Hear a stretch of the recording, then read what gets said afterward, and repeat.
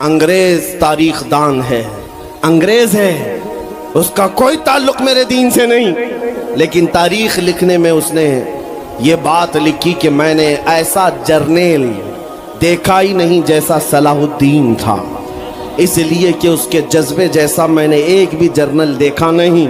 ایک بار کا واقعہ لکھا ہے کہ 12,000 کی فوج تھی صلاح الدین کے ساتھ، 12,000 کی فوج تھی صلاح الدین ایوبی کے ساتھ، اور جس وقت وہ میدان میں اترا مقابل میں صلیبیوں کی تعداد 4 لاکھ کی تھی، 4 لاکھ کی تھی۔ 4 لاکھ کی تعداد دیکھ کر نہ وہ گھبرایا نہ بھاگا، پلٹ کر اپنی فوج سے پوچھا کیا مشورہ ہے تمہارا، مقابل میں اترے یا نہیں اترے؟ صلاح الدین کے لشکری اور اس کے نوجوان سپاہی عام لوگ نہیں تھے، جذبہ جوان تھا۔ عرض کیا اے صلاح الدین ہمارے سپہ سالار، رسول اللہ کے صحابہ تعداد دیکھ کر اترتے تھے تو ہم بھی تعداد دیکھ کے اتریں گے، اگر نبی کے صحابہ تعداد نہیں دیکھتے تھے تو ہم بھی اس تعداد کا کوئی پرواہ نہیں کریں گے۔ صلاح الدین ان کی باتوں کو لے کر اتر تو پڑا۔ تاریخ لکھنے والا انگریز آدمی ہے، کہتا ہے مقابلہ کر لینا اور بات ہوتی ہے، لیکن 4 لاکھ کو تتر بتر کر کے رکھ دینا تاریخ کی الگ بات ہوتی ہے۔ صلاح الدین کے اس کارنامے کے بعد وہ انگریز تاریخ دان کہتا ہے ہمارے علاقوں میں حال یہ ہو گیا تھا، ہمارے ہاں کی مائیں اپنے بچوں کو تھپکیاں دے کر سلاتی تھی اور یہ کہتی تھی کہ بیٹا سو جا نہیں تو صلاح الدین آ جائے۔ سبحان اللہ، سبحان اللہ۔ یہ میں اس لیے باتیں عرض کر رہا ہوں کہ صلاح الدین ایوبی کی طاقت وہ ان کی اپنی باڈی کی طاقت نہیں تھی، وہ نہ ہی کسی جگہ سے ورزش کر کے حاصل کی ہوئی طاقت تھی۔ صلاح الدین کی طاقت عشق مصطفیٰ کی وجہ سے تھی، وہ محبت رسول کا پیکر تھا۔ ہم نے تاریخ میں ان جوانوں کو دیکھا ہے جنہوں نے تاریخ الٹ کر کے رکھ دیا ہے، جنہوں نے زمین میں ایک الگ پرچم لہرا کر رکھ دیا ہے۔ آپ کو پتہ ہے اسی ہندوستان کی سرزمین پر سب سے پہلا 10,000 کا لشکر لے کر آنے والا ایک جوان عرب سے سب سے پہلے آنے والا محمد بن قاسم صرف 19 سال کی عمر میں آیا تھا، 19 سال کی عمر میں آیا تھا۔ کس لیے آیا تھا؟ مال لوٹنے نہیں آیا تھا، یہاں جگہ قبضہ کرنے نہیں آیا تھا، جیسے آج تاریخ توڑ مروڑ کر کے بتائی جا رہی ہے۔ جتنے بادشاہ آئے سب اکرمن کیے، سارے لوگ یہاں لوٹ پاٹ کرنے آئے تھے، یہ تاریخ توڑ مروڑ کر بیان کی جاتی ہے۔ میرے عزیزو اس پر پھر کبھی گفتگو کریں گے، لیکن محمد بن قاسم کیوں آیا تھا؟ الہ آباد کے ایک پنڈت ہے، انہوں نے خود لکھا ہے، میں اپنی بات نہیں پنڈت جی کی بات کہہ رہا ہوں۔ اس وقت حالات ایسے ہو گئے تھے کہ چند عورتیں، مسلمان عورتیں جو سری لنکا کی سرزمین سے حج کے لیے جا رہی تھیں، اس وقت راجہ دابر سنگھ اس کے کچھ گنڈوں نے ان عورتوں کو پکڑ لیا، ان کی عزت لوٹی، ان کا مال لوٹا، ان کو قیدی بنایا۔ ان عورتوں نے اس وقت پکار کر کہا تھا کہ کوئی ہے جو ہماری عزت بچائے گا۔ کوئی تجارت کرنے والا باہر سے آیا ہوا تاجر بات سن کر کے عرب گیا، عرب میں جا کر گورنر جو تھا اس کے سامنے واقعہ بیان کر رہا تھا۔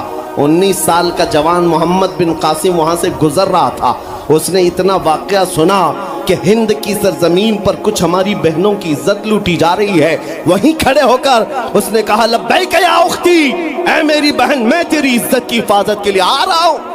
وہاں سے پکارا اپنے چچا جو گورنر تھا اس وقت، اس سے 10,000 کا لشکر لے کر کے سب سے پہلے یہاں آنے والا محمد بن قاسم کس لیے آیا تھا؟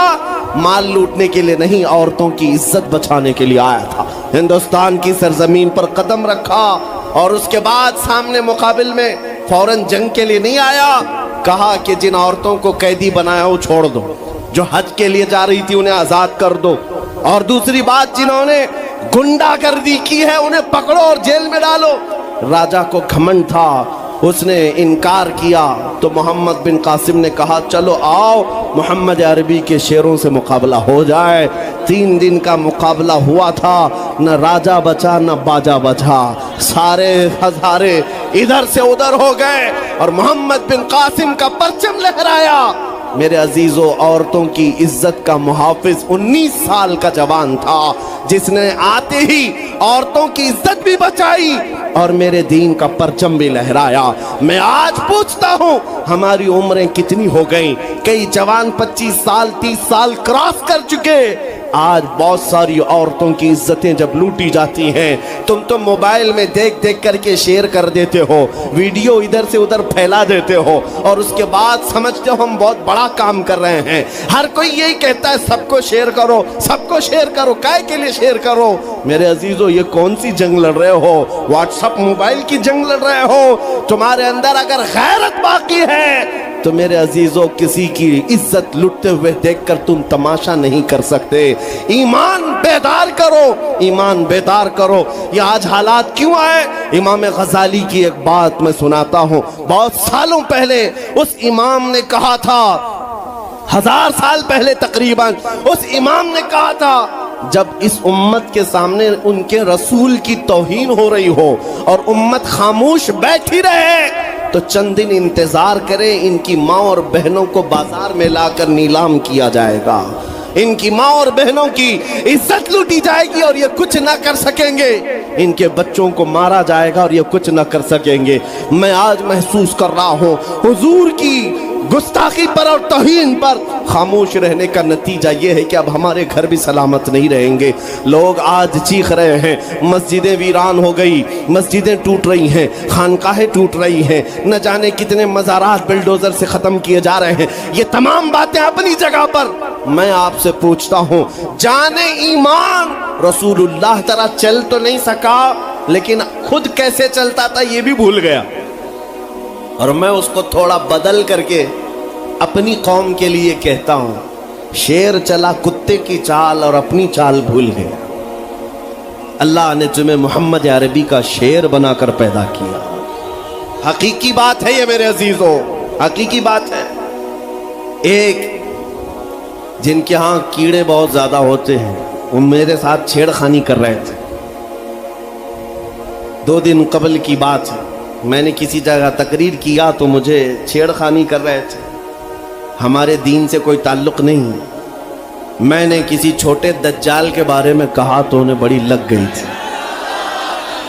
آج کی تقریر پھر وہ سن رہا ہوگا، صاحب میں کہتا ہوں، مجھے انہوں نے میسج میں کہا ہے، گوشت خور مولانا، گوشت خور مولانا، گوشت کھاتے ہیں اور اسٹیجوں پر چلاتے ہیں۔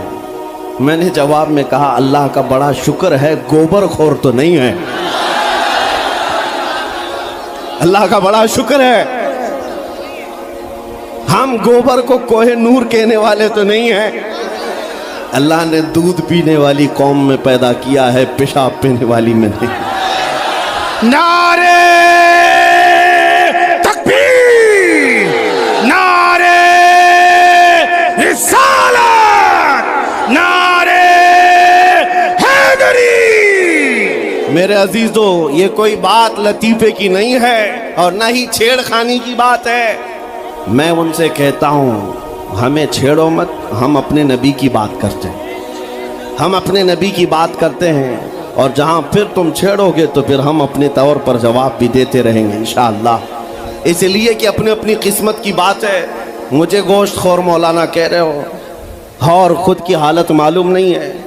اللہ کریم کا شکر ہے کہ ہم نے دنیا میں دیکھا ہے گوشت کھانے والا بھی شیر ہی ہوا کرتا ہے اور گوبر کھانے والا سور تو نہیں ہے۔ اللہ کا بڑا کروڑا احسان ہے۔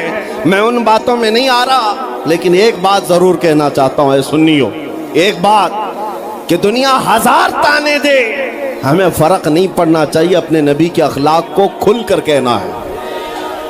میں آپ سے پوچھتا ہوں، کیا ہمارا یہ ایمان ہے یا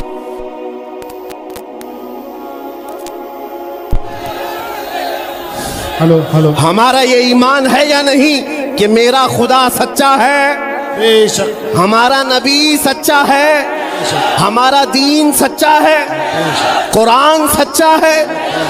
جب تمہارا یقین ہے کہ میرا خدا سچا، میرا دین سچا، میرا قرآن سچا، میرا نبی سچا، تو پھر میرے عزیزوں سر جھکا کر نہیں، سر اٹھا کر جیو۔ بے شک سبحان اللہ۔ اور تمہیں حضور اکرم صلی اللہ تعالیٰ علیہ وسلم کے اخلاق پر کبھی شرم نہیں آنی چاہیے۔ کوئی ٹوپی پر کوئی داڑھی پر تانے مارتا ہے تو اس کو نظر انداز کرو، اس لیے کہ مرنے کے بعد اس کیڑے کو منہ نہیں دکھانا ہے، آمینہ کے لال کو منہ دکھانا سبحان ہے۔ اللہ، تانا دیتا ہے تو دے کر مر جائے گا، ہمیں فرق نہیں پڑتا، ہمارے لباس سے جلتے ہو تو اور جلو مرو، اس لیے کہ جس کی قسمت میں یہاں بھی جلنا وہاں بھی جلنا، اور الحمدللہ سنیوں کی قسمت میں یہاں بھی خوشیاں ہیں وہاں بھی خوشیاں۔ ہم یہاں پر حضور پاک کا ذکر کر رہے ہیں اور خوشحال ہیں، الحمدللہ خوشحال ہیں، اس لیے کہ مجھے پتا ہے ہماری حیثیت کیا ہے، خوشحال ہیں آپ بھی، ہم ہیں۔ یہ چھوٹی موٹی شکایتیں تو سب کرتے ہیں آپ کہ بیماری ہے، گھر میں کھانا پانی نہیں ہے، دھندا نہیں چل رہا ہے، بزنس نہیں چل رہا ہے، سب لاس میں ہے، جاب نہیں ہے، سب شکایتیں تمہاری ہے، ہمیں پتا ہے۔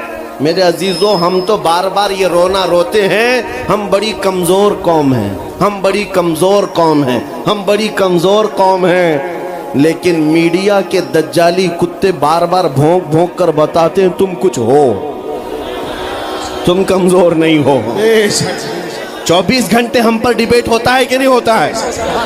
کل ملا کر ہم پر ہی ڈیبیٹ۔ ارے میاں، یہاں تو الیکشن بھی کیمپیننگ کے لیے ہم ہیں، ہمارے مدعے کو لے کر کے ہی سب کو لڑانا ہے، سب کے درمیان۔ میں آپ سے یہ کہتا ہوں، یہ باتیں یوں ہی نہیں، وہ بار بار تمہیں بھونک کر بتا رہے ہیں تم کچھ ہو، لیکن تم کہتے ہو نہیں میں کچھ نہیں ہوں، ہم کمزور ہیں، وہ کہتے ہیں نہیں کمزور نہیں تم کچھ ہو۔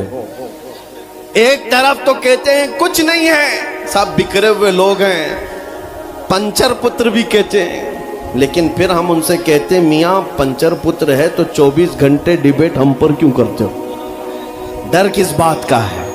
کس بات کا ڈر ہے؟ کیا دوسری اور قومیں نہیں ہیں جس کو نشانہ بناؤ گے؟ ارے 70 قومیں موجود ہیں، لیکن ہمیں پتا ہے تمہاری آنکھوں میں اگر کوئی چبھتا ہے تو غلام مصطفیٰ ہی ہے، اس لیے کہ انہیں بھی تاریخ پتا ہے، یہ اگر نکل پڑے ہیں صحرا سے بغیر چپل کے پیوند لگے کپڑوں سے تو قیصر و کسریٰ کو بھی دھول چٹا سکتے ہیں۔ دنیا کی سپر پاور طاقتوں کو گھٹنے ٹیکنے پر مجبور کرنے والی قوم وہ عمر بن خطاب کے شاگرد تھے، صحابہ کرام تھے۔ دنیا کو تاریخ پتا ہے کہ یہ جس دن پڑھنے لگ گئے خالد بن ولید کو، جس دن یہ پڑھنے لگ گئے صلاح الدین ایوبی کو، جس دن ان کو کوئی کہنے لگ گیا کہ تمہارا کوئی شہاب الدین غوری بھی تھا، تمہارا کوئی اورنگزیب بھی تھا، تو پھر یہ مردہ اور مرجھائی ہوئی قوم دوبارہ اٹھنے لگ گئی تو اچھے اچھوں کی نیند حرام ہو سکتی ہے۔ اسی لیے کہا جاتا ہے مسلمانوں کے محلے میں نشہ بانٹو، مسلمانوں کو نشہ کرواؤ، نشہ بیچنے والے یہی، نشہ کرنے والے یہی، اس لیے کہ یہ جب تک نشہ میں رہیں گے ہم سکون سے رہیں گے، اور جس دن یہ اٹھ گئے تو دوسروں کے سکون کے لالے پڑ جائیں گے۔ اس لیے میرے عزیزوں، میں تمہیں بیدار کرنے کے لیے آیا ہوں اور دنیا کی نظروں میں کھٹکتا رہوں گا، لیکن میرے پاس جتنا بھی وقت موجود ہے میں خاموش نہیں رہوں گا انشاءاللہ العزیز۔ کل کو بھی اگر میری پھانسی ہو جائے مجھے اس بات کی پرواہ نہیں ہے، دنیا سے جائیں گے، ہمارے ایک کے مر جانے کے بعد ان کتوں سے کہتا ہوں کہ اس کو یہ مت سمجھ لینا کہ اسلام ختم ہو جائے گا، مجھ جیسے 1000 کٹ بھی جائیں تب بھی ہم نعرہ یہی لگائیں گے، اسلام زندہ ہوتا ہے ہر کربلا کے بعد۔ نعرے تکبیر، نعرے رسالت، شہنشاہ خطابت، شیر ہندوستان سلمان مفتی سلمان ازاری صاحب قبلہ۔ سبحان اللہ، سبحان اللہ۔ میرے عزیزوں، بات آج ایمان کی ہے۔ میں نے آج تک کسی تقریر میں کسی کو اسلحہ اٹھانے کی بات نہیں کی، میں نے کبھی کسی کو بندوق، بارود، چاقو، تلوار کی بات نہیں کی، اور نہ ہی ہمیں ضرورت ہے۔ میرے عزیزوں، ہم تو چاہتے ہیں کہ تم عشق رسول کا جامہ پہنو، حضور کی محبت کا لباس پہن لو۔ میرے عزیزوں، چاقو بلیڈ بھی اٹھانے کی ضرورت نہیں، تمہارے چلتے پھرتے دیکھ کر کتنے کیڑے فنا ہو جائیں۔ ہاں، صرف تمہاری چلت پھرت سے کئی کتے نالیوں میں مر جائیں، سب کو سمجھ میں آتی ہے بات۔ اور जिन लोगों ने मुझसे पूछा था बार बार आप कुत्ते किसको कहते हैं, मैंने कहा कोई सुन्नी मुझसे पूछा ही नहीं, किसी ने मुझसे पूछा ही नहीं। ये सारी तकरीरें सुन रहे हैं, आपने पहले ही पूछा तो कहीं ऐसा तो नहीं कि जख्म पर जाकर बात लगी हो। खैर मेरे अजीजों, आपको मैं बारहा बेदार इस बात के लिए करना चाहता हूं, हुजूर के अगर गुलाम हैं तो पूरे गुलाम बनो, पूरे गुलाम। आज के दिन अगर एक नौजवान भी ये अहद कर लिया कि मैंने अपनी मर्जी से बहुत जिंदगी गुजारी है, अपनी लाइफ में बहुत इंजॉय किया है, लेकिन आज के दिन से ये तय करूंगा कि जीऊंगा तो मेरे नबी की मर्जी से जीऊंगा, जिसने भी तय कर लिया, मैं समझता हूं कि ये जलसा वसूल हो गया, हुजूर के कदमों में पहुंच गया। मैं बताओ ए नौजवानों, बचा क्या है हमारी जिंदगी में और क्या बाकी है, क्या चाहिए तुम्हें? पूरी दुनिया तुम नाक रगड़ रगड़ कर हासिल कर भी लिए तो एक दिन तो मौत आनी है, एक दिन तो दुनिया से जाना है, सारी दौलत छोड़कर जाओगे, इस बात पर सबका यकीन है। तुमने खुद अपने हाथों से कितने मुर्दे दफनाए, तुमने कितने लोगों की कब्रों को खुद अपने हाथों से बंद किया। आज जो ये आंखें खुली हैं अचानक बंद कर दी जाएंगी, ये धड़कनें रुक जाएंगी, तुम हाथ पैर भी नहीं उठा सकते, और ये पूरे लोग उठाकर तुम्हें इतनी छोटी कब्र में डाल कर आते हैं जहां करवट लेने की भी जगह नहीं, सांस और हवा के लिए कोई रोशनदान नहीं, खिड़की नहीं, इतने घने अंधेरे के अंदर तुम तन्हा होते हो। उस कब्र के मुतालिक सोचो, वहां मुनकर नकीर जिसके बारे में पूछ रहे होंगे वो ताजदार मदीना की जात होगी, हुजूर के बारे में तुमसे पूछा जा रहा है कि तुम उनके बारे में क्या कहते थे। इसलिए सुन्नियों, आज ही हम तैयारी क्यों ना कर लें कि कल को कब्र में हमसे फरिश्ते पूछें इनके बारे में क्या कहते थे, तो वहां पुकार कर नकीरैन से कहना तुम पूछ रहे हो इनके बारे में क्या कहते थे, अरे मर के पहुंचा हूं यहां इस दिलरुबा के वास्ते। सुभान अल्लाह, सुभान अल्लाह। मर के पहुंचा हूं यहां इस दिलरुबा के वास्ते, है शबे गौर भी उसी गुल से मुलाकात की रात। अजीजा ने गिरामी वकार, आज ले उनकी पनाह, आज मदद मांग उनसे, कल न मानेंगे कयामत में अगर मान गया। सिर्फ मैं तुम्हारे उन अखलाक की बात कर रहा हूं, बड़े दर्द दिल से कह रहा हूं, आ जाओ वापस उस नुक्ते पर जहां मेरे नबी ने हमें छोड़ा था, आ जाओ उस रास्ते पर जिस पर चलने वालों पर अल्लाह ने इनाम नाजिल किया है। आपको पता है वो सहाबा कराम, ताबईन और औलिया कामिलीन का रास्ता था कि जिनके बारे में इकबाल ने कहा, दी अजाने कभी यूरोप के कलीसाओं में तो कभी अफ्रीका के तपते हुए सहराओं में, दश्त तो दश्त है दरिया भी न छोड़े हमने, बहरे जुल्मात में दौड़ा दिए घोड़े हमने, आ गया ऐन लड़ाई में गर वक्त नमाज, किबला रूहों के जमीन बोस हुई कौमे हिजाज, एक ही सब में खड़े हो गए महमूद अयाज, न कोई बंदा रहा न कोई बंदा नवाज। यह हमारी तारीख थी, यह हमारी तारीख थी, मोहम्मद अरबी सल्लल्लाहु तआला अलैहि वसल्लम के गुलामों की तारीख थी। वो जिस जगह जाते थे परचम इस्लाम लहराते थे, जहां चल पड़े हवाओं का रुख मोड़ दिया, आंधियों को तोड़ दिया, समंदरों में रास्ता बना लिया, अरे दरिया दजला में घोड़े दौड़ा दिए। ये नबी पाक के गुलाम थे, दुनिया उनसे खौफजदा थी। क्या था उनका नारा?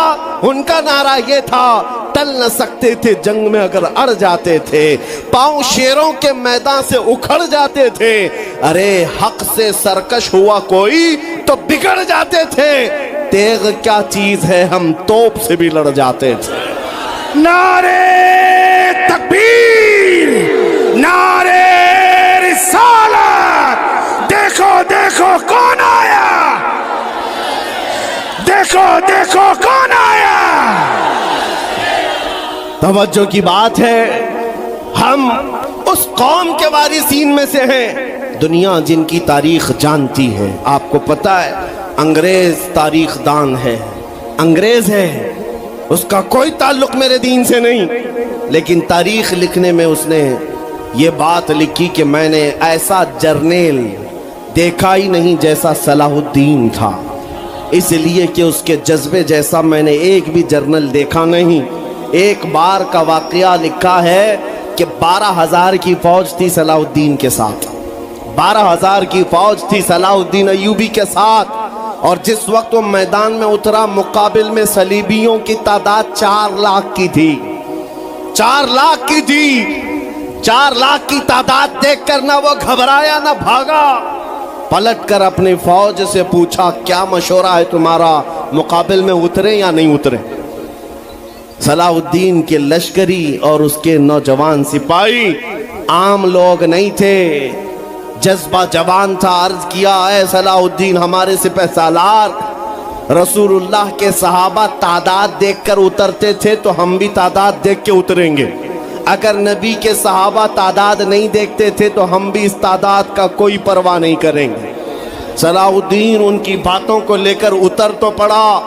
تاریخ لکھنے والا انگریز آدمی ہے، کہتا ہے مقابلہ کر لینا اور بات ہوتی ہے، لیکن 4 لاکھ کو تتر بتر کر کے رکھ دینا تاریخ کی الگ بات ہوتی ہے۔ صلاح الدین کے اس کارنامے کے بعد وہ انگریز تاریخ دان کہتا ہے ہمارے علاقوں میں حال یہ ہو گیا تھا، ہمارے ہاں کی مائیں اپنے بچوں کو تھپکیاں دے کر سلاتی تھی اور یہ کہتی تھی کہ بیٹا سو جا نہیں تو صلاح الدین آ جائے۔ سبحان اللہ، سبحان اللہ۔ یہ میں اس لیے باتیں عرض کر رہا ہوں کہ صلاح الدین ایوبی کی طاقت وہ ان کی اپنی باڈی کی طاقت نہیں تھی، وہ نہ ہی کسی جگہ سے ورزش کر کے حاصل کی ہوئی طاقت تھی۔ صلاح الدین کی طاقت عشق مصطفیٰ کی وجہ سے تھی، وہ محبت رسول کا پیکر تھا۔ ہم نے تاریخ میں ان جوانوں کو دیکھا ہے جنہوں نے تاریخ الٹ کر کے رکھ دیا ہے، جنہوں نے زمین میں ایک الگ پرچم لہرا کر رکھ دیا ہے۔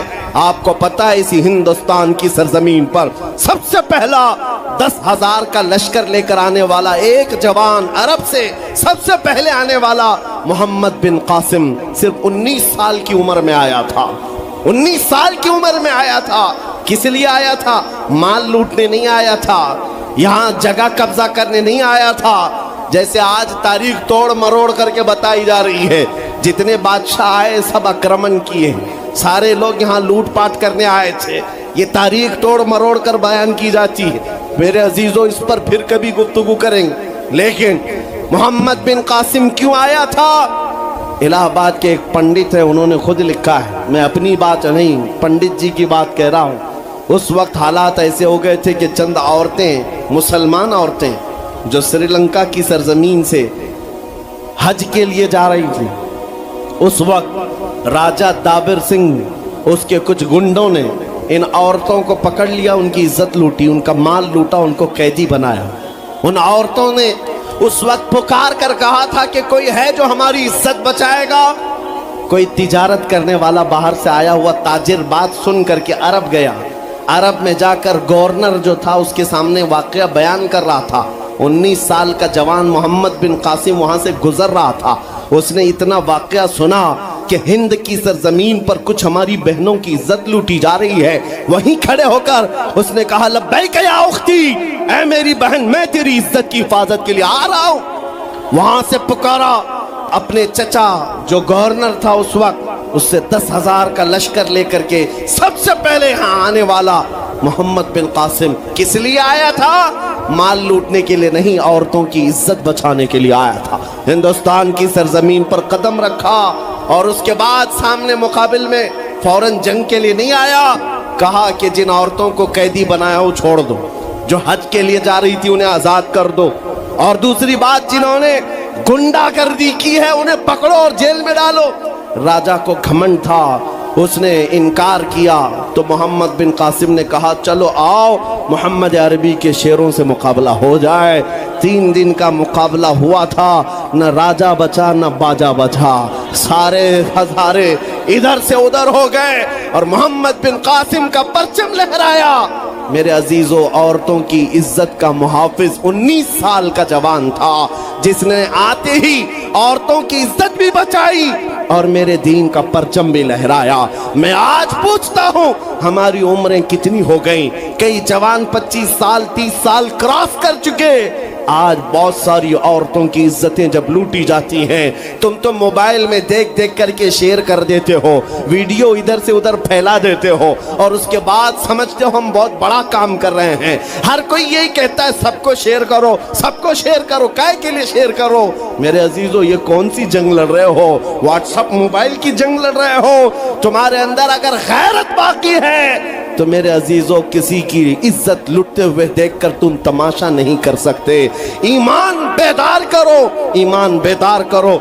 میرے عزیزو، آج مجھے بیت المقدس کے سلسلے میں آپ کو کچھ بیداری لانے کی ضرورت ہے۔ آپ یہ اگر سمجھتے ہو کہ ان سے ہمارا کیا تعلق ہے، وہ فلسطین کی بستی میں ہے، ہم یہاں ہندوستان میں ہیں، پوری دنیا کے مسلمانوں کا تعلق بیت المقدس سے ہے حدیث رسول کے مطابق، اور آپ کو وہاں کے حالات یوں سمجھ لیں کہ ایسی ہے کہ وہاں بخار چڑھے گا تو پوری کائنات کے مومنین میں بخار آنا ہے۔ وہاں کے حالات جو بھی تبدیل ہوں گے اس کا اثر پوری دنیا کے مومنین پر ہونا ہے۔ ہمارا رشتہ وہاں سے مضبوطی کے ساتھ جڑا ہے، وہ انبیاء کی سرزمین ہے۔ حضور پاک صلی اللہ تعالی علیہ وسلم کی کئی حدیثیں فلسطین اور بیت المقدس کو لے کر کے جو قیامت کے قریب ہونے والی ہیں، وہ بشارتیں بھی ہیں۔ میں تھوڑی سی تاریخ آپ کے سامنے رکھوں میرے عزیزو۔ آج وہ بیت المقدس جو مومنین کا قبلہ اول رہا، 17 مہینے تک میرے آقا صلی اللہ علیہ وسلم خود بیت المقدس کی طرف منہ کر کے نماز پڑھتے رہے، پھر مدینہ طیبہ میں بیت المقدس کی بجائے قبلہ تحویل ہو گیا خانہ کعبہ کی طرف۔ اس بیت المقدس میں روایات کے مطابق 30,000 کے قریب انبیاء اکرام علیہ السلام آرام فرما، 30,000 کے قریب انبیاء اکرام وہاں پر دفن ہیں۔ اب قرآن جس کے بارے میں کہتا ہے الذی بارکنا حولہ، سبحان الذی اسری بعبدہ لیلا من المسجد الحرام الی المسجد الاقصی الذی بارکنا حولہ، پاک ہے وہ ذات جس نے اپنے بندے خاص کو، اپنے نبی کو سفر کرایا معراج کا، مسجد حرم سے مسجد اقصی تک۔ مسجد اقصی کا ذکر آیا ہے 15ویں پارے کے شروع میں، اور مسجد اقصی تک سفر کرایا۔ کون سی مسجد؟ اللہ فرماتا الذی بارکنا حولہ، جس کے ارد گرد ہم نے برکتیں رکھی ہیں، جس کے ارد گرد برکتیں رکھی ہیں۔ آپ یہ سوچ رہے ہیں کہ بیت المقدس کو جاننا کیوں ضروری ہے؟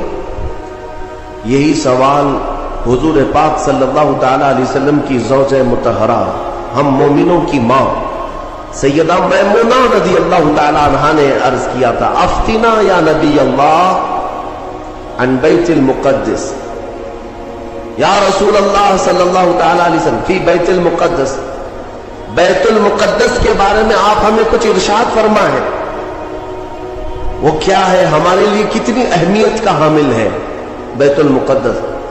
نبی پاک صلی اللہ تعالی علیہ وسلم نے فرمایا انہ ارض المحشر والمنشر، وہ زمین تمام لوگوں کے حشر کی جگہ ہے، محشر قائم ہونے کی جگہ فرمایا میرے آقا نے۔ سب کے جمع ہونے کا سب سے آخری جس زمین پر سارے لوگ جمع کیے جائیں گے وہ بیت المقدس کی زمین ہوگی۔ حضرت میمونہ نے پوچھا یا رسول اللہ صلی اللہ تعالی علیہ وسلم اس کے متعلق کوئی فضیلت؟ فرماتے ہیں میرے آقا صلی اللہ علیہ وسلم من احل بحجۃ او بعمرۃ من المسجد الاقصى الى المسجد الحرم غفر اللہ له ما تقدم من ذنبه او وجبت له الجنہ او كما قال رسول اللہ صلی اللہ علیہ وسلم۔ میرے آقا فرماتے جس نے مسجد اقصی بیت المقدس سے عمرے کا یا حج کا احرام باندھا اور مسجد اقصی سے مسجد حرم تک آیا، عمرہ کیا یا حج کیا، جو کچھ بھی پچھلے زندگی میں کیا تھا اللہ سب معاف فرمائے گا۔ اور روایت میں یہ بھی وجبت لہ الجنہ، اس کے لیے جنت واجب ہو جائے گی۔ اس سفر کے بارے میں اب سنو، سب کی استطاعت تو نہیں ہے۔ حضرت بی بی میمونہ نے یہی سوال کیا کہ جس کی طاقت نہ ہو میرے آقا وہ کیا کرے، بیت المقدس نہیں جا سکتا۔ سنو، اگر اس کی اہمیت سارے مسلمانوں کے لیے نہ ہوتی تو میرے آقا صلی اللہ علیہ وسلم یہ نہیں فرماتے وَمَن لَّمْ يَسْتَطِعْ فَلْيَهْدِ زَيْتَهُ۔ حضور صلی اللہ علیہ وسلم فرماتے اگر کسی کی طاقت نہیں ہے تو وہ تھوڑا تیل تو اس کے پاس ہو سکتا ہے، وہ تیل ہدیہ کر کے بیت المقدس بھیجے، تاکہ بیت المقدس میں تمہارے بھیجے ہوئے تیل سے اگر چراغ بھی جلایا گیا یہ ثواب اس کو بھی ملے گا، عمرے کا ثواب ملے گا۔ یہ حدیث پاک میں کہ اگر تمہارے یہاں سے ہدیہ کیے ہوئے بھیجے ہوئے تیل کو بیت المقدس میں کسی نے چراغ میں روشن کیا تو فرمایا گیا اس کے برابر اسے بھی ثواب ملے گا۔ یہ یوں ہی نہیں میں عرض کر رہا ہوں میرے عزیزوں، اس کی اہمیت کا اندازہ آپ کو ہونا چاہیے۔ اور قیامت قریب کیسے آئے گی اس کے متعلق بھی حالات یہی میرے آقا نے فرمایا عمران بیت المقدس خراب یثرب وخراب یثرب فتح قسطنطینیہ وفتح قسطنطینیہ ظہور الملحمہ وظہور الملحمہ خروج الدجال او کما قال النبی صلی اللہ علیہ وسلم۔ یہ سیدنا معاذ بن جبل رضی اللہ تعالیٰ عنہ سے روایت حدیث ہے، میرے آقا فرماتے ہیں بیت المقدس آباد کر دیا جائے گا اور مدینہ ویران کر دیا جائے گا۔ مدینے کی ویرانی، بیت المقدس کی آبادی ہوگی۔ بیت المقدس کے ارد گرد بڑی بڑی عمارتیں بن جائیں گی، آبادیاں بڑھ جائیں گی۔ اور مدینے کی ویرانی وہ کس طرح کی ویرانی وہ اللہ کے حبیب صلی اللہ تعالی علیہ وسلم ہی بہتر جانتے ہیں۔ مدینہ زادہ اللہ شرفا و تعظیما، وہ ہمارے دلوں کی دھڑکن ہے، وہ ہمارے آنکھوں کا سرور ہے۔ اور پھر آگے میرے آقا فرماتے ہیں پھر مدینے کی ویرانی قسطنطنیہ کے فتح کا سبب ہو جائے گا۔ قسطنطنیہ استنبول کو کہتے ہیں جو ترکی کا شہر ہے۔ حضور پاک صلی اللہ علیہ وسلم نے فرمایا مومنین اس کو فتح کر لیں گے، اور قسطنطنیہ کا فتح ہونا نہیں بلکہ اس سے پہلے ملحمۃ الکبریٰ، ایک بہت بڑی جنگ ہوگی دنیا میں، اس سے بڑی جنگ نہ کبھی پہلے ہوئی تھی نہ بعد میں ہوگی۔ یہ کس کے درمیان؟ مومنین اور کفار و مشرکین کے بیچ۔ اس جنگ کی جگہ بھی میرے آقا نے بیان فرمائی، وہ ملک شام ہوگا، وہ دمشق کے قریب میدان میں جنگ ہوگی۔ تمہارے خلاف لڑنے والے 80 جھنڈوں کے نیچے آئیں گے اور ہر جھنڈے کے نیچے 12,000 کی فوج ہوگی، یعنی تقریباً 9,60,000 کی فوج صرف مومنین سے لڑنے کے لیے حاضر ہوگی ایک میدان۔ اس میں جو مومنین مسلمان جتنے جائیں گے وہ کتنی تعداد ہے وہ اللہ بہتر جانے، لیکن میرے آقا نے فرمایا پہلے دن 1/3 حصہ میدان چھوڑ کر بھاگ جائے گا مسلمانوں کو، اور حضور پاک فرماتے ہیں وہ پورے روئے زمین کے سب سے بدترین لوگ ہوں گے، ان کی توبہ کبھی نہیں قبول ہوگی۔ جو میدان چھوڑ کر بھاگ چکے ہوں گے ان کی توبہ کبھی نہیں قبول ہوگی۔ دوسرے دن 1/3 جماعت 1/3 جماعت مومنین کی شہید ہو جائے گی، سب قتل ہو جائے گا۔ اور حضور فرماتے ہیں وہ روئے زمین کے سب سے اعلیٰ قسم کے شہداء ہوں گے، سب سے افضل شہداء ہوں گے۔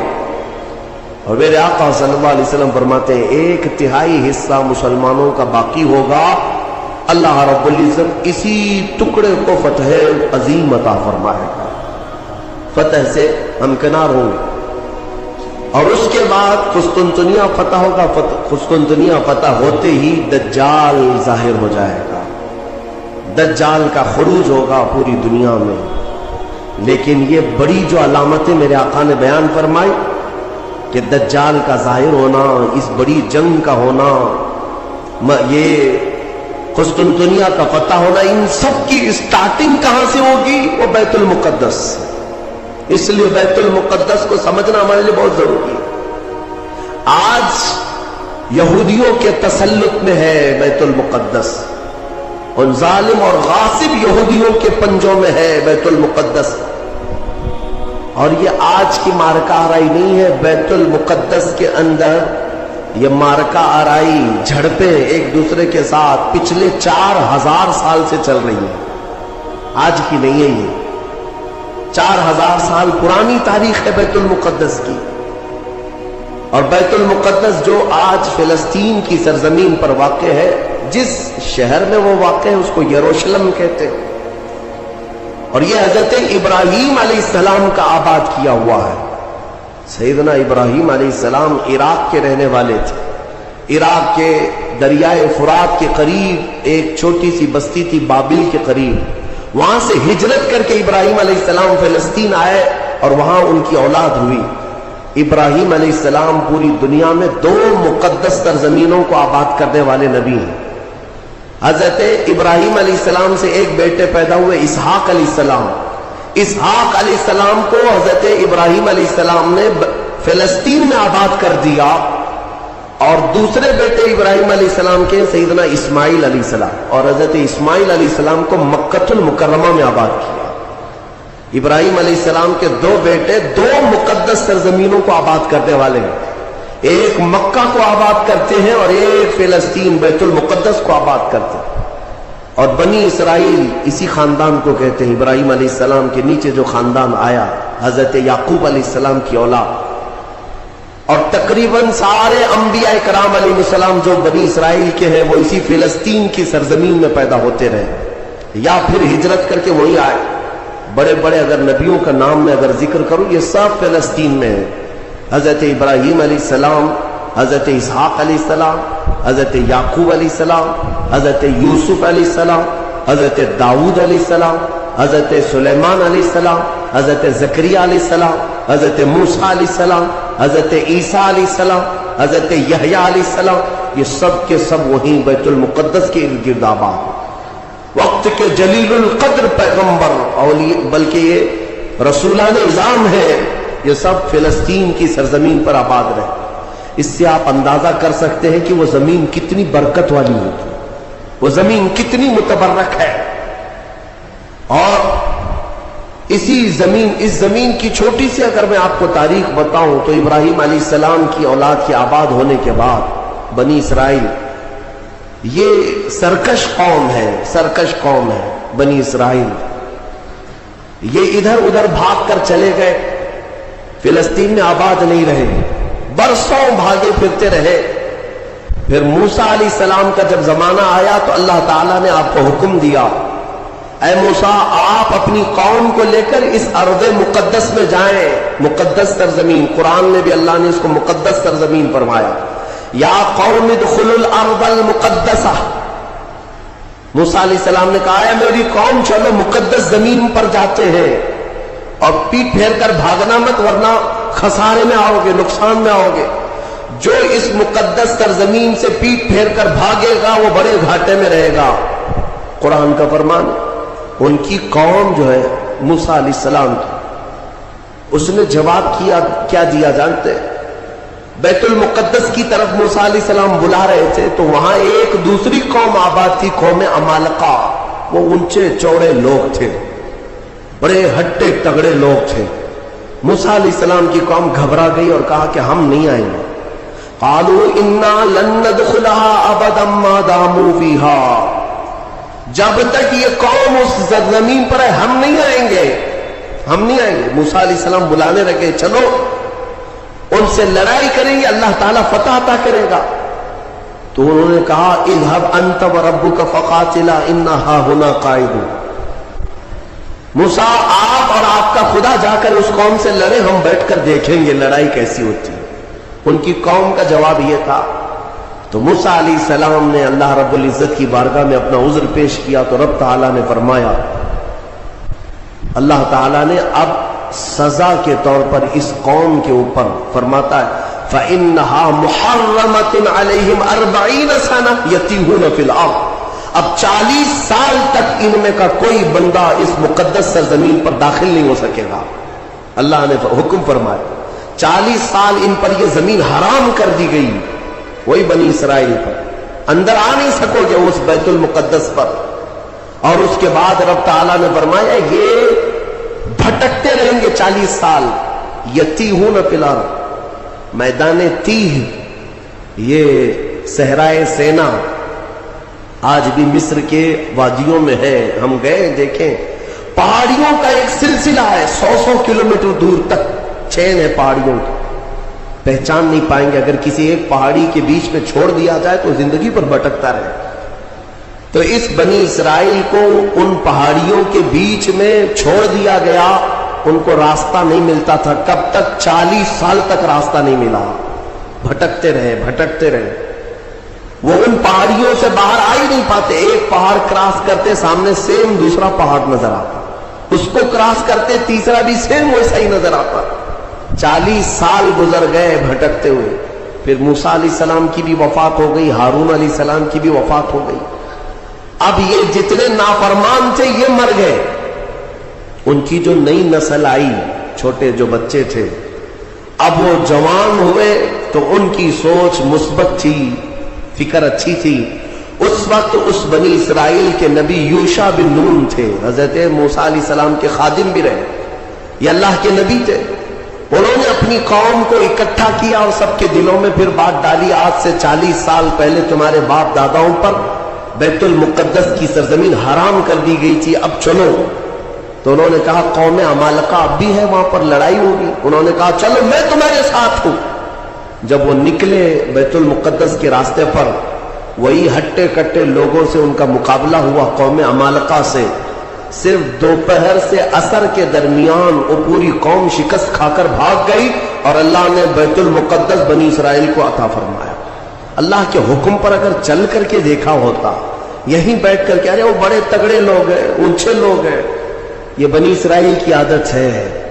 پھر اللہ رب العزت نے انہیں وہاں پر قرار دیا بیت المقدس. یہ یہودی کہلائے, یہودی ایمان والے یہودی تھے جو بیت المقدس میں آباد تھے, برسوں تک رہے. اس کے بعد پھر حضرت عیسیٰ علیہ السلام کا ظہور ہوا, آپ کی ولادت ہوئی. عیسیٰ علیہ السلام کے ساتھ ان یہودیوں نے بڑی بدتمیزیاں کی ہیں, ان کے قتل کا بھی منصوبہ بنایا, ان کی ماں پر الزام لگائے. یہودی بڑی بدماش قوم, اور انہوں نے تقریباً 10,000 نبیوں کو قتل کیا ہے. اللہ کے نبیوں کو قتل کرتے تھے. اب اللہ رب العزت نے قرآن میں جن کے بارے میں فرمایا غضب اللہ علیہم, اللہ کا ان پر غضب ہے, اللہ کا ان پر غضب ہے, آج بھی غضب ہے. تھوڑے دن ان کے ازدہار کے آتے ہیں, ترقی کے آتے ہیں, تو دنیا کو ایسا لگتا ہے پوری دنیا کے بادشاہ یہی ہے. پھر رب تبارک و تعالیٰ انہیں اوندھے منہ پھر گراتا ہے. ذلت ان کا ساتھ قیامت تک نہیں چھوڑیں گی, قیامت تک نہیں. انہوں نے انبیاء کا قتل کیا اور بیت المقدس میں آباد رہے. تو پھر ایک بادشاہ ایسا آیا عراق کا, بخت نصر نام تھا, وہ آ کر کے بیت المقدس پر ایسا حملہ کیا کہ اس نے ہزاروں یہودیوں کو قتل کیا اور بیت المقدس کی عمارتیں توڑ پھوڑ کر رکھ دی. جو حضرت سلیمان علیہ السلام کے زمانے میں عمارت بنی تھی بیت المقدس کی. ہاں یہ بھی میں بتا دوں اس کی تاریخ کیا ہے. حضرت سلیمان علیہ السلام بادشاہ تھے, اللہ تعالیٰ نے حکم دیا کہ تم تعمیر کرو. تو بیت المقدس جب تعمیر کرنے لگے تو کس کی مدد سے؟ جنات کی مدد سے آپ تعمیر کر رہے تھے. سارے جنات کو کام پر لگا دیا تھا اور سارے جن صبح شام دوپہر کام پر لگے تھے اور بنا رہے تھے بیت المقدس. اور اتفاق ایسا کہ حضرت سلیمان علیہ السلام سے وہ خوب خوف کھایا کرتے تھے. جب تک آپ کھڑے رہتے کام کرتے, اگر سلیمان علیہ السلام چلے جاتے تو سب بھاگ جاتے تھے, کام چھوڑ کر بھاگ جاتے تھے. تو سلیمان علیہ السلام اپنا عصا لے کر کے کھڑے رہے اور کام کرانے لگے. اب اتفاق ایسا ہوا کہ سلیمان علیہ السلام دن میں بھی نہیں جا رہے, رات میں بھی نہیں جا رہے, کھڑے ہی کھڑے ہیں اور دن رات ان کا کام چالو ہے. لیکن ہوا یہ تھا کہ سلیمان علیہ السلام کی وفات ہو چکی تھی. کھڑے کھڑے آپ کا انتقال ہوا ہے حضرت سلیمان علیہ السلام کا, اور اپنے عصا کے سہارے کھڑے رہ گئے. انتقال کے بعد بھی یہ صرف اور صرف نبوت کی شان ہے, یہ صرف نبیوں کی شان ہے. قرآن میں ہے, اللہ تعالیٰ نے فرمایا فلما تبینت الجن, جنات کو کب معلوم ہوا پتا ہے؟ دیمک نے حضرت سلیمان علیہ السلام کی لکڑی کو کھا لیا. یہ جو عصا تھا دیمک کھا گئی، دیمک کھانے کی وجہ سے لکڑی ٹوٹی، تو لکڑی ٹوٹنے کے بعد حضرت سلیمان علیہ السلام زمین پر آ گرے، تب جنات کو پتا چلا ان کا تو کب کے انتقال ہو چکا ہے، اور اس وقت تک بیت المقدس کی تعمیر ہو چکی تھی، جس کو روایات میں ہیکل سلیمانی بھی کہا گیا ہے۔ بیت المقدس، ہیکل سلیمانی، یہ الگ الگ ووادت جو معاملات ہیں، میں اس کو پھر کبھی عرض کرتا ہوں۔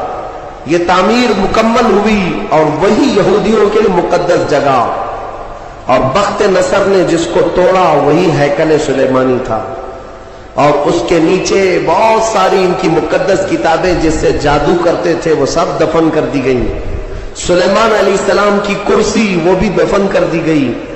آج بھی یہ یہودی جو کھدائی کر رہے ہیں اسی کرسی کو تلاش کرنے کے لیے، اپنی باقیات، وہ جادو کی کتابیں تلاش کرنے کے لیے آج بھی یہ کھدائی کر رہے ہیں بیت المقدس کے ارد گرد۔ اور یہ جو تھرڈ ٹیمپل کہتے ہیں، تیسرا مندر تعمیر ہونا ہے، وہ تھرڈ ٹیمپل کا مطلب یہی ہیکل سلیمانی کو انہیں بنانا ہے، بیت المقدس کو ہدم کر کے، منہدم کر کے۔ یہ جو مسجد اقصی ہے اس کو ختم کر کے انہیں وہاں پر تھرڈ ٹیمپل بنانا ہے، یہ ان کا خواب ہے۔ یہودی وہاں سے قتل ہوئے، عیسائیوں کا قبضہ آیا، عیسائی تقریباً 300 سال تک آباد رہے۔ پھر ایک بادشاہ آیا، ایران کا بادشاہ تھا خسرو، اس نے بدلہ لیا اور اس کے بعد یہودیوں کو پھر سے آباد کیا۔ پھر اس کے بعد ٹائٹس نام کا ایک عیسائی بادشاہ آیا، اس نے پھر دوبارہ بیت المقدس پہ حملہ کیا، اس نے قریب 1 لاکھ کے قریب یہودیوں کو پھر قتل کیا۔ یہ قتل کون کر رہے ہیں؟ عیسائی یہودی، اور دہشت گرد کوئی اور ہے۔ ہاں، پہلے زمانے کے دہشت گرد ہیں، پرانے دہشت گرد، ایک ساتھ جینوسائیڈ کرنا، جو نسل کشی کرنا، یہ یا تو عیسائیوں کا کام ہے یا یہودیوں کا کام ہے۔ ان کو قبضہ ملتا تھا تو ان کو مارتے، ان کو قبضہ ملتا تو ان کو مارتے۔ ٹائٹس نے پورا تباہ کر دیا۔ پھر بیت المقدس میں اس نے غلاظت ڈال دی، کچرے ڈال دیے، بہت کچھ برباد کرنے کے بعد یہودی وہاں سے نکل گئے۔ پھر میرے عزیزوں، وہ عیسائیوں کا تسلط ویسا ہی برقرار رہا۔ کب تک؟ جب تک سیدنا عمر ابن خطاب کا زمانہ آ گیا۔ اسلام کا یہ فتوحات کا سلسلہ تھا۔ میرے آقا کے غلام جس طرف جا رہے تھے زمینیں ان کے قدموں میں آ رہی تھی، یہ وہ دور تھا۔ تو حضرت عمر نے بھیجا کہ اب فلسطین کی طرف بھی ہمارے مجاہدین جائیں گے، اور وہاں عیسائی تھے، پوری دنیا کی خبر تو رکھتے تھے کہ کیا کیا ہو رہا ہے۔ رسول پاک صلی اللہ علیہ وسلم کے غلاموں سے لڑنے کی طاقت سب کے پاس نہیں، تو انہوں نے کہا کہ ہم لڑائی نہیں کریں گے، آپ آ جاؤ، آپ کے حوالے پورا بیت المقدس کا۔ حضرت عمر کو خود ہی دعوت دے کر کے بلا لیا۔ اور جانتے ہیں ان عیسائیوں کی خباثت، یہ بڑے نرم دکھتے۔ اس وقت قبۃ الصخرہ، جس کو آپ ڈوم آف راک کہتے ہیں، یہ یلو کلر کا جو گنبد نظر آتا ہے، یہودی اس کو بڑا مقدس سمجھتے ہیں، بڑا مقدس۔ اس پر عیسائیوں نے پورے لوگوں کی غلاظتیں، کچرے ڈال کر کے رکھے تھے۔ اس زمانے میں کوئی دوسرا گنبد تھا وہاں پر، یہ تو پھر اموی خلیفہ کے زمانے میں یلو کلر کا پھر سے بنایا گیا، لیکن اس زمانے میں کچرا ڈال کر کے رکھتے تھے عیسائی، یہودیوں کو جلانے کے لیے۔ یہودیوں کی وہ مقدس جگہ ہے۔ پھر حضرت عمر فاروق رضی اللہ تعالیٰ جب تشریف لائے تو جانتے ہیں کہ شام سے آئے تھے سیدنا عمر فاروق، مدینہ طیبہ سے نکل کر کے اپنے ایک تنہا غلام کے ساتھ بیت المقدس گئے، کوئی فوج لے کر نہیں گئے، اور وہ بھی ایسے کہ غلام کے ساتھ باری لگا لیا ہے، 1 میل میں گھوڑے پر بیٹھوں گا، 1 میل تو گھوڑے پہ بیٹھے گا۔ سفر میں 1 میل حضرت عمر بیٹھتے تھے گھوڑے پر، غلام رسی پکڑ کر چلتا تھا، 1 میل غلام بیٹھتا تھا، عمر فاروق رسی پکڑ کر چلتے تھے۔ دنیا کا اقتدار میرے آقا کے غلاموں نے یوں نہیں حاصل کیا، انہوں نے خود ہی کو فنا کر دیا تھا میرے آقا کی محبت میں۔ اور اتفاق ایسے کہ فلسطین جب پہنچے تو باری غلام کے بیٹھنے کی تھی، حضرت عمر رسی پکڑ کر کے بیت المقدس میں آ رہے ہیں، تو لوگ جو نئے لوگ تھے، عیسائی تھے، وہ سب جھپٹ پڑے امیر المومنین مسلمانوں کے، جن سے کیسو کسرا بھی کانپتے ہیں، گھوڑے پر تشریف لا رہے ہیں، تو سب ان کے استقبال کے لیے تھے۔ جو غلام تھا حضرت ابو عبیدہ بن جراح جو صحابی تھے، انہوں نے چیخ کر کے کہا لوگوں گھوڑے پر بیٹھا ہوا امیر المومنین نہیں، رسی پکڑا ہوا امیر المومنین۔ اس شان سے وہ آئے اور اپنے ہاتھوں سے اس گنبد کے اوپر موجود پوری غلاظت کو حضرت عمر نے صاف کیا تھا۔ بیت المقدس کے ارد گرد جتنا کچرا تھا اپنے ہاتھوں سے صاف کیا، اور پھر وہاں پر اذان کی آواز گونجی۔ سیدنا عمر فاروق رضی اللہ تعالیٰ عنہ نے ظہر کی نماز وہاں پڑھائی اور عام خطبہ دیا، سارے لوگوں کو جمع کر کے کہا اب گھبرانے کی ضرورت نہیں، اس ارض مقدس میں اسلام آ چکا ہے، جو عیسائی جو یہودی خوشی سے رہنا چاہے اس پر کوئی زور زبردستی نہیں، وہ اس ارض مقدس میں اقلیتوں کے اعتبار سے رہ سکتا ہے، اسے امن و امان دیا جائے گا، کسی کی عبادت گاہ نہیں توڑی جائے گی۔ میرے عزیزو، یہ اسلام کا احسان ہے۔ آج بھی جا کر کے دیکھیں فلسطین میں حضرت عمر کی سلطنت ہو، یعنی خلافت آنے کے باوجود بھی سب سے پرانا جو چرچ ہے عیسائیوں کا، وہ آج بھی فلسطین میں باقی، بیت المقدس کے قریب۔ حضرت عمر نے منع کیا کہ ان کی عبادت گاہ کو ہاتھ نہیں لگایا جائے گا، توڑا نہیں جائے گا، سب کو امان دیا گیا ہے، سب کو امان دیا گیا ہے۔ اگر ایسی ہی ہمارا تسلط ہر جگہ ہو اور ہم مندروں کو توڑنے والے ہوتے تو 700 سالوں میں پتہ نہیں کیا کیا صاف کر چکے ہوتے۔ اسلام اس کی تعلیم دیا نہیں، تمہیں آزادی دی ہے کہ جو تمہارے ماتحت ہیں انہیں اپنی عبادت کرنے دے دیا جائے، ذمیوں کو جو اپنے دین میں قائم رہنا چاہتے ہیں انہیں چھوڑ دیا جائے گا، انہیں مارا نہیں جائے گا۔ حضرت عمر فاروق رضی اللہ تعالیٰ عنہ کے زمانے سے لے کر بیت المقدس مکمل اسلام کے دائرے میں رہا، یہ تقریباً 200 سال تک چلا، تقریباً 200 سال تک۔ پھر خلفاء جو آئے، فاطمی خلفاء، عباسی خلفاء، سلجوقی خلفاء، جو خلیفے تھے آپس میں لڑ مر رہے تھے دولت کے لیے، پیسے کے لیے، علاقے کے لیے، ان کی آپسی لڑائیوں کی وجہ سے دوبارہ کمزوری آئی مسلمانوں کے درمیان، اور پھر سے صلیبی طاقت عیسائیوں کا پھر سے غلبہ ہو گیا، پھر سے بیت المقدس کو انہوں نے ہڑپ لیا۔ پھر 100 سال تک بیت المقدس پر ان کا راج چلتا رہا، 100 سال تک۔ پھر انہوں نے یہودیوں کو مارا، اور بیت المقدس میں جتنے مسلمان تھے سب کو عیسائیوں نے قتل کیا تھا۔ مسلمانوں کے خون کو فلسطین میں ایسا بہایا گیا تھا کہ لوگ چلتے تھے تو ہر ایک کا پیر خون سے بھیگ جاتا تھا، سڑکوں پر خون بہتا تھا انسانوں کا۔ عیسائیوں نے یہ قتل عام کیا تھا۔ 200 سال حضرت عمر فاروق رضی اللہ تعالیٰ عنہ کے فتح کے بعد، پھر 100 سال ظلم جبر استبداد کے بعد، پھر وہ وقت آیا کہ جب مولا تعالیٰ نے صلاح الدین ایوبی کو پیدا فرمایا، اور صلاح الدین جیسا جرنیل ہم نے تاریخ میں دیکھا نہیں۔ وہ عاشق رسول تھا، فنا فی الرسول تھا، زندگی سب وقف کر دیا تھا بیت المقدس کے نام پر۔ تقریباً 18 سال تک جنگلوں، بیابانوں، ویرانوں میں بھٹکتے رہے اپنی فوج کو لے کر، کتنوں سے مقابلہ کیا، اپنوں سے بھی غیروں سے بھی، کیونکہ جماعت کے غدار منافقین سے آپ کا بڑا مقابلہ ہوا ہے۔ سب سے زیادہ تکلیفیں حضرت صلاح الدین ایوبی کو یہ وہ ٹکڑے ٹکڑے جو بادشاہ ہوا کرتے تھے اور خلیفے بنے ہوئے تھے ان سے تھا، کیونکہ وہ عیاش تھے، اپنے حرم کو دنیا سے آباد کیے ہوئے تھے، صلاح الدین کو قتل کرنے کے منصوبے تک بنے، 4 بار جانی حملے ہوئے، پھر بھی اللہ جسے بچانا چاہے۔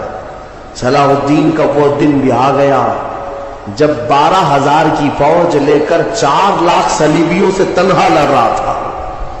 کوئی مقابلہ ہو سکتا ہے؟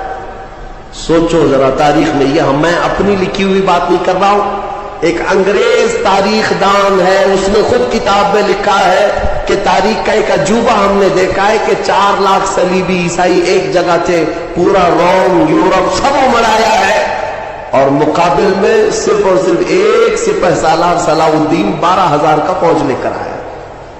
12,000. وجہ یہ ہے میرے عزیزوں 4 لاکھ وہ لائے ہوں گے کھانے پینے والے, لوٹنے کھسوٹنے والے, لیکن صلاح الدین کے ساتھ جو 12,000 تھے وہ جان کا ہدیہ گنبد خضرا میں پیش کرنے والے تھے. ان عاشقوں کی جماعت تھی. اور اللہ تعالیٰ نے صلاح الدین ایوبی کو فتح عطا فرمائی, پھر سے پرچم اسلام لہرایا. میرے عزیزوں یہ تاریخ تھی 6 صدی ہجری کی. اب یہ 15ویں صدی آ گئی ہے. 6 صدی ہجری سے لے کر بیت المقدس اذانوں سے گونجتا رہا, نمازوں سے آباد رہا, مومنین کا وہاں پر جمع غفیر رہا, لاکھوں کی تعداد میں لوگوں کا آنا جانا چلتا رہا, بلکہ بڑے بڑے جید علماء صالحین وہاں پر آباد ہوئے. امام غزالی رحمۃ اللہ تعالی علیہ کر کے کتنے لوگوں کو اللہ نے ولایا ہے کہ بیت المقدس 800 سال کے قریب ہو گئے صلاح الدین ایوبی کو واپس لائے ہوئے, لیکن پچھلے 100 سال سے پوری دنیا کے یہودیوں کے اندر ایک یہ فکر پیدا ہوئی کہ ہماری ایک ریاست ہونی چاہیے, ہمارا ایک ملک ہونا چاہیے. یہ مارے مارے پوری دنیا میں پھر رہے تھے. ہٹلر نے ان کو مارا تو امریکہ میں چلے گئے, امریکہ میں مارے گئے تو برطانیہ میں گئے, برطانیہ سے فرانس میں گئے. جگہ جگہ یہ تھوڑے تھوڑے تھوڑے آباد ہوتے رہے. اور اس کے بعد پھر ان کے اندر ایک تحریک پیدا ہوئی 18ویں صدی عیسوی میں کہ تمہاری اپنی ایک ریاست ہونی چاہیے. تو ان کی اپنی ریاست, اتنا اپنا ملک چاہیے. کہاں؟ وہی مقدس زمین جو تمہارے باپ داداؤں کی, کیونکہ یہودی یعقوب علیہ السلام کی اولاد میں اپنے آپ کو کہتے ہیں. تو اس سرزمین پر جانے کے لیے کوششیں کرتے رہے, لیکن فلسطین اس زمانے میں خلافت عثمانیہ کا حصہ تھی جو ترکی کے بادشاہ تھے. ترکی کے اندر میں فلسطین آتا تھا تو وہاں پر ان کی مجال نہیں تھی. لیکن ہوا یہ کہ 1914 سے 1918 کے بیچ میں فرسٹ ورلڈ وار ہوئی, دنیا کی سب سے بڑی جنگ, پہلی جنگ عظیم, جس میں ترکیوں نے جرمنی کا ساتھ دیا اور ہار گئے برطانیہ انگلینڈ کے مقابل میں. تو ہارنے کی وجہ سے ہوا یہ کہ ترکی کی ساری خلافت ختم ہو گئی. خلافت عثمانیہ کے ٹکڑے ٹکڑے ہو گئے. 50 ملکوں پر ان کی اکیلی حکومت تھی, سب ٹکڑے ہو گئے. ترکی کو سب ختم کر دیا گیا, خلافت ختم کر دی گئی.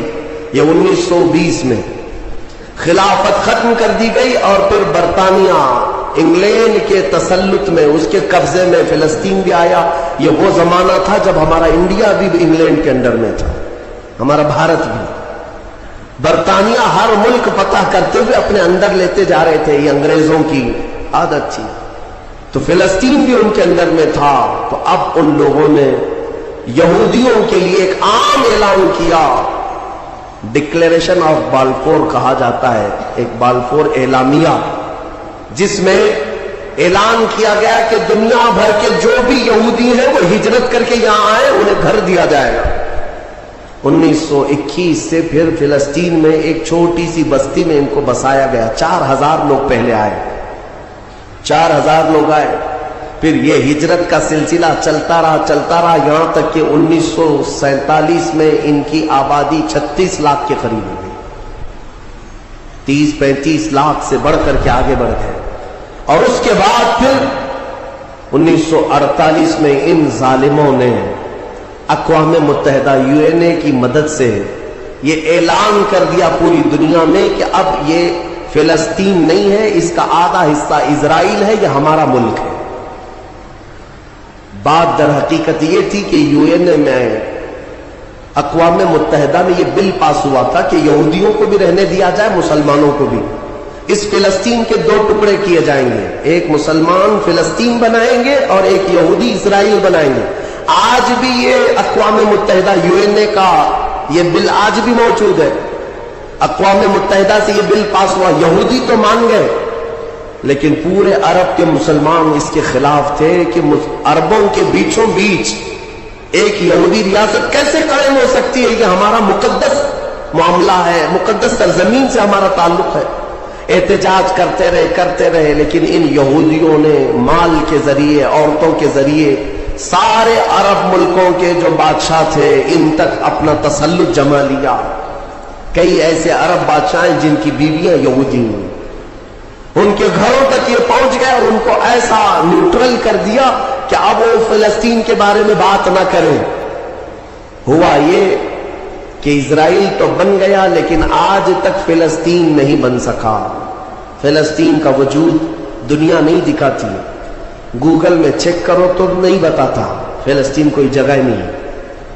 मेरे अजीजों, हर 10-10 साल पर ये जमीन को हड़पते आज पूरा वो अर्ज़ मुक़द्दस जिसको फिलिस्तीन कहा जाता है 90% यहूदियों के कब्जे में आ गया।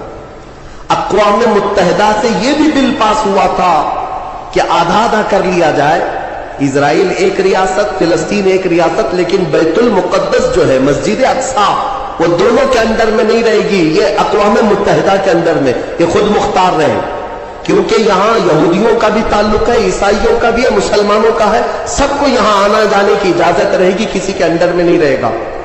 ये पास हुआ था, लेकिन आज हालात ये है कि इस बैतुल मुक़द्दस की दीवारों पर, दरवाजों पर ये वहशी जालिम इजराइली बंदूक ताने आज भी खड़े हुए। ये जिसे अंदर जाने दे वो जाएगा। पूरी दुनिया अपनी आंखों से देख रही है इनकी खयानत, इनकी गद्दारी को, लेकिन कोई एक जुमला तक नहीं कहता कि इजराइल दहशतगर्द है। आपको मैं एक आंकड़े अगर बताऊं तो आपके रोंगटे खड़े हो जाए। इन्होंने फिलिस्तीन के मुसलमानों में से अब तक 2.5 लाख से बच्चों को कत्ल किया है इन इजराइलियों ने। आज भी ये डेटा मौजूद है, इंटरनेट पे मौजूद है, बड़ी बड़ी वेबसाइट्स है, उन्होंने शो किया। अक़वाम मुत्तहिदा की भी रिपोर्ट मौजूद है कि फिलिस्तीन के कितने मारे गए। इन दोनों की जंग में 24 लोग अगर मारे जाते हैं तो 23 फिलिस्तीनी होते हैं, एक इजराइली होता है। फिर भी दहशतगर्द फिलिस्तीन है, आतंकवाद फिलिस्तीन है। मेरे अजीजों, ये दुनिया जो दोहरा खेल खेल रही है, इसको कौन बताएगा आखिर? वहां जुमा की नमाज पढ़ने के लिए मोमिनीन आज भी जाते हैं, उन पर गोलियां बरसा दी जाती हैं, लेकिन उन जियाले मुसलमानों को हजारों सलाम जो तलवारों के साए में भी मेरे मौला की इबादत खुशू खुजू से करते। मैं खुद गया और देखा हूं, छोटे छोटे से बच्चे, 6 साल के, 8 साल के बच्चे मिलने के लिए आते हैं और ये पूरे असलहे में लेस फौजी खड़े रहते हैं।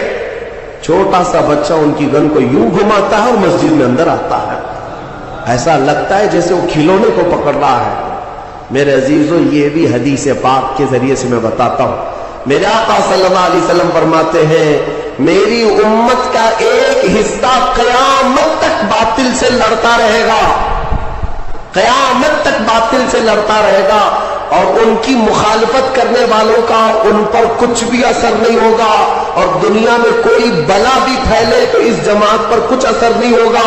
साहबा ने पूछा, या रसूल अल्लाह, आपकी उम्मत का वो हिस्सा कौन है? मेरे आका फरमाते, बैतुल मुक़द्दस के आसपास रहने वाले मोमिनीन की जमात है। उनकी फजीलत में मेरे आका ने फरमाया, क़यामत तक लड़ते रहेंगे, क़यामत तक, और उनकी खिलाफ करने वालों का उन पर कुछ भी असर नहीं होगा। और हम देख रहे हैं, अरे बड़ी बड़ी इमारतें एक बम से गिरा दिया, दूसरे दिन उनके आसपास इनकी गाड़ियां भी चल रही, दुकानें भी चल रही, बाजार भी चल रहा।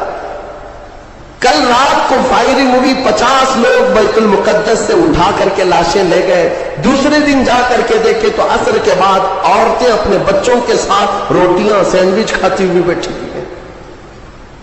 मतलब यह है कि न मौत का उनके अंदर खौफ है, न जालिमों के तसल्लुत का डर है। हाँ, ये भी अल्लाह ताला की तरफ से होता है कि मौला जब किसी का दिल कुशादा करे तो बड़े बड़े पहाड़ों से भी उन्हें डर नहीं लगता। और एक हदीस मेरे आका सल्लल्लाहु अलैहि वसल्लम ने फरमाया कि सय्यदुल बुक़ाई बैतुल मक़दिस, सय्यदु सखरती सखरतु बैतुल मक़दिस। हुजूर ने फरमाया, पूरी रूए जमीन का सरदार जो हिस्सा है वो बैतुल मुक़द्दस का हिस्सा, सरदार हिस्सा। और गुंबदों में अगर सरदार गुंबद है तो बैतुल मुक़द्दस का गुंबद है, ये मेरे आका ने फरमाया। اور حضور فرماتے ہیں تم دیکھنا کہ اخیر زمانے میں سارے لوگ اس زمین کی طرف ہجرت کر جائیں گے. جب ایسی ہجرت کا وقت آ جائے حضور فرماتے ہیں فَلْزَمْهُمْ، تم لازم پکڑ لینا، اس جماعت کے ساتھ چلے جانا، کیونکہ خیر پوری دنیا میں صرف وہی ہوگا اور کہیں نہیں ہوگا. اور آج جو حالات دیکھ رہے ہیں نا، یہودیوں کا تسلط ہے، ان کا قبضہ ہے. میرے عزیزوں، چند دنوں کی بات ہے، میں قرآن سے اور حدیث سے وقت ہوتا تو میں آج، چونکہ یہ جمعۃ الوداع ہے اور یوم قدس کے نام سے پوری دنیا آج منا رہی ہے، اس لیے میں نے تمہارے سامنے یہ باتیں رکھی ہیں. بیت المقدس کیا ہے؟ بیت المقدس کے بارے میں میرے آقا صلی اللہ علیہ وسلم نے فرمایا یہ ہمیشہ یہودیوں کے تسلط میں نہیں جائے گا. یہ میرا یقین ہے. دنیا ٹل سکتی ہے مگر میرے مصطفیٰ کا فرمان نہیں ٹلے گا. میرے آقا نے اگر فرمایا ہے تو وہ ہو کر رہے گا. حضور فرماتے ہیں خراسان سے ایک جماعت آئے گی. خراسان سے، خراسان یہ افغانستان اور ایران کا کچھ حصہ ہے، جس کو پرانے زمانے میں خراسان کہا جاتا تھا. میرے آقا فرماتے ہیں خراسان سے کالے جھنڈے لے کر کے ایک جماعت نکلے گی اور وہ اتنی تیزی سے بڑھتی ہوئی بیت المقدس کی طرف آئے گی کہ دنیا کی کوئی حکومت اور کوئی طاقت ان کا راستہ نہیں روک سکے گی، اور وہ جھنڈے سیدھے لا کر بیت المقدس پر گاڑ دیں گے. تم سب بھی ایلیا، میرے آقا فرماتے ایلیا یہ بیت المقدس کی سرزمین کو کہتے ہیں، جھنڈے وہاں گاڑ دیے جائیں گے. اور حضور اکرم صلی اللہ تعالی علیہ وسلم نے یہ بھی فرمایا جب تم دیکھنا کہ یہ یروشلم بیت المقدس دار الخلافہ بن جائے. دار الخلافہ کا مطلب راجدھانی، حکومت کرنے کی جگہ بن جائے. میرے آقا صلی اللہ علیہ وسلم فرماتے ہیں فقط دنت الزلازل والبلایا والامور. حضور فرماتے تو پھر دیکھنا بڑے بڑے زلزلے آئیں گے دنیا میں. جب یروشلم کو راجدھانی بنا دیا جائے، دار الخلافہ، بڑے بڑے زلزلے آئیں گے دنیا میں. والبلایا، اور بہت ساری بلائیں پھیلیں گی پوری دنیا میں. یہ وائرس یہ کنٹینیو آئیں گے، یہ مت سمجھنا کورونا چلا گیا. ہاں یہ سب اب کنٹینیو آنے والی ہیں بلائیں. پوری دنیا میں بلائیں پھیل جائیں گی اور اتنے بڑے بڑے معاملات ہوں گے جن کو تمہارے کانوں نے سنا نہیں ہوگا. حضور نے فرمایا. اور یہ دار الخلافہ سے کیا مراد ہے؟ محدثین نے اس میں الگ الگ بحثیں کی ہیں، لیکن میں آپ کو بتاؤں 2017 میں، ابھی 3-4 سال پہلے کی بات ہے، 5 سال پہلے، ان یہودیوں نے اپنی راجدھانی ڈکلیئر کر دی. یروشلم ہے، بیت المقدس ہماری راجدھانی ہے. اور سارے سفارت خانے جتنے بھی ایمبیسی ہیں انہوں نے سب وہاں پر منتقل کرنا شروع کر دیا اور بیت المقدس کی سرزمین کو اپنا کیپٹل سٹی بنانے کا اعلان کر چکے. اور میرے آقا کی حدیث صادق آ رہی ہے جب وہ راجدھانی بنے گی اب بڑے بڑے زلزلے ہوں گے اور پوری دنیا میں بلائیں پھیلیں گی اور بڑے بڑے معاملات ہوں گے. اور پھر اس کے بعد میرے آقا صلی اللہ علیہ وسلم فرماتے ہیں ایک دور ایسا آئے گا کہ اللہ ان کو ذلیل و رسوا کر کے اس زمین سے نکالے گا اور ایک امام برحق کے جھنڈے تلے مومنین جمع ہوں گے. پوچھا گیا وہ امام برحق کون ہوگا؟ میرے آقا فرماتے ہیں وہ میری اولاد میں سے ہوگا، اس کا نام میرے نام پر ہوگا، اس کے باپ کا نام میرے باپ کے نام پر ہوگا اور اللہ اس کو امام مہدی کی شکل میں بھیجے گا. ہاں یہ زمانہ بہت قریب آ چکا، یہ زمانہ بہت قریب آ چکا. میں بارگاہ رب العزت میں آج جمعۃ الوداع میں یہی دعا کرتا ہوں کہ مولا اگر زندگی کی سانسیں باقی ہیں تو امام مہدی کی فوج میں ہمیں جگہ عطا فرما، ان کے جھنڈے تلے مولا ہمیں امن و امان عطا فرما دے. دنیا سے ظالموں کے چنگل سے مولا ایمان والوں کو آزادی عطا فرما، کفار و مشرکین کے تسلط سے مومنین کو آزاد فرما.